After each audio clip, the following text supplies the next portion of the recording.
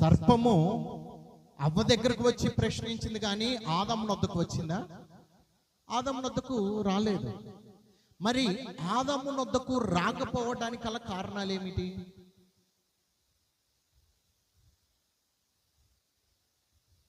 స్త్రీ బలం. ఇంకా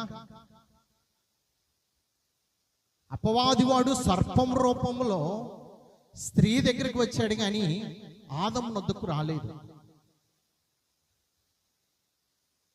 గల కారణాలు ఏమిటి చెప్పండి. పర్వాలేదు, అది తప్పైనా పర్వాలేదు, అది ఏదైనా పర్వాలేదు. దేవుని యొక్క సన్నిధానంలో ఉన్నాం గనక స్త్రీ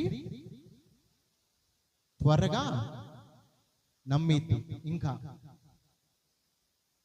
మీకు ఒక వాక్య భాగాన్ని ఇక్కడ స్పష్టంగా చదివించాను. అందుకే ఇక్కడ 17వ వచనంలో, అయితే 16వ వచనం నుంచి అంటాడు, మరియు దేవుడైన యెహోవా ఈ తోటలోనున్న ప్రతి వృక్ష ఫలమును నీవు నిరభ్యంతరముగా తినవచ్చును, అయితే మంచి చెడ్డలని తెలివినిచ్చు వృక్ష ఫలములను తినకూడదు.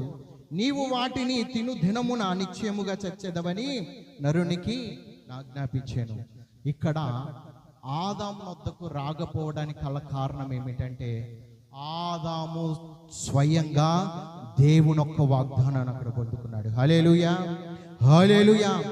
దేవుని యొక్క మాటను అక్కడ కలిగి ఉన్నాడు ఆదాము. స్వయముగా దేవుని యొక్క మాటను అక్కడ ఎవరు పొందుకున్నారు? ఆదాము పొందుకున్నాడు గనక అవ్వ పొందుకోలేదు. ఎవరికి చెప్పాడు?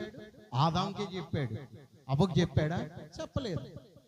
ఆదాము వద్దకు వచ్చి స్వయముగా ఆదాముతో మాట్లాడాడు. స్వయముగా ఆదాముకు ఎదురై, ఇదిగో ఆదాము, ఇదిగో ఈ తోటలో ఉన్న ప్రతి సమస్తమును నువ్వు నిరభ్యంతరముగా తినవచ్చు, అన్ని ఫలములను నువ్వు తినవచ్చు, నీకేమి కాదు, కాకపోతే మంచి చెడ్డల తెలివినిచ్చు వృక్ష ఫలమును నువ్వు తినిన దినమునే నువ్వు చనిపోతావు అని నరునికి ఆజ్ఞాపించాడు.